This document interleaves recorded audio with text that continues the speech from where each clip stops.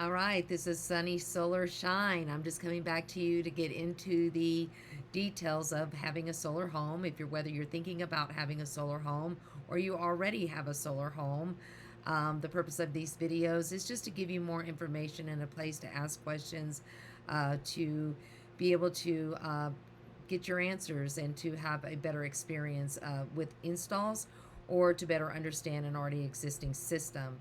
So I'm going to try to keep these videos really short. I'm going to try to group up just one or two, maybe three things in the video in order to keep them short and more informative, and it's easier to ask questions.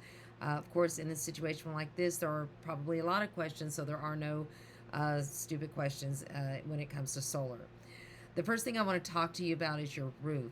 So the reason we want to talk about the roof first, well, the obvious, that's where the panels are going to go. But secondly, we don't want you getting an install on a roof that needs repair in 1 to 2, maybe 3 years. The reason why is because you would have to have the panels taken down and then the racking taken down, and then the re-roof happens, and then the installers come back and they reinstall your system. The problem with this is typically right now it's 2022. It costs about $500 per panel. So if you have a good sized system, you can now obviously see that this could get very expensive real fast on top of paying for your new roof. Now, there is some good news. There are some installers that are willing to factor in the price of a new roof. I have seen it happen. So it's just good bartering skills. So I do recommend that if you need re-roofing done, most installers, well, at least half probably do have roofers that they use. Just always make sure that the roofers are licensed and bonded, and do your homework. That's one thing I want to say when it comes to doing this solar install. Do your homework. Keep every shred of paperwork. Keep everything.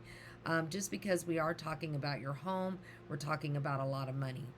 So today it's about the roof. Make sure your roof is in good shape. If it needs to be replaced, I recommend getting it done, or you can go ahead and finance for that, or you can see if you can get your installer to work a deal with you with their roofers to have your roof done prior. So if you have a metal roof, yeah, we do install solar on metal roofs. You just want to make sure that there's good flashing put down, and just keep the damage to a minimum. I recommend if having metal roofs and installing solar on them. I think it's great. You just want to make sure that no damage is done to your roof at that time, because you just make sure you pick a good company. Read those reviews on Google and Yelp. Most of those homeowners are really honest about how they feel about the companies. So anyway, next I want to talk about your estimate. What kind of system do you need? Well, you'll need 1 full year of power bills. So when you get your full year of power bills, you'll hand those over to your salesperson. They use software.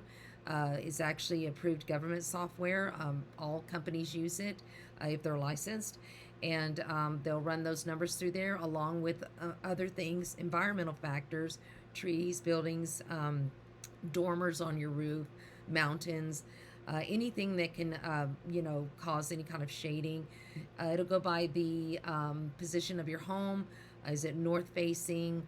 Or excuse me, is the better part of the roof north facing? That's not good news. You want to always get your install south southwest if all possible. Your azimuth and your tilt will all be considered. I know those are kind of like a lot of things to think about, but really the software does it for the sales. It'll do it for you. If you have not been in your home for a full year prior to getting your solar install done, then it is very difficult to get a clear estimate. So it is always better to go with a little bit of a smaller system and start out that way, especially if you're financing, and then expand later than to get a giant system thinking that you're going to use more power than what you actually use. Then you're just feeding the grid. So anyway, next we're going to cover power bill history. So and just stay tuned. Thanks.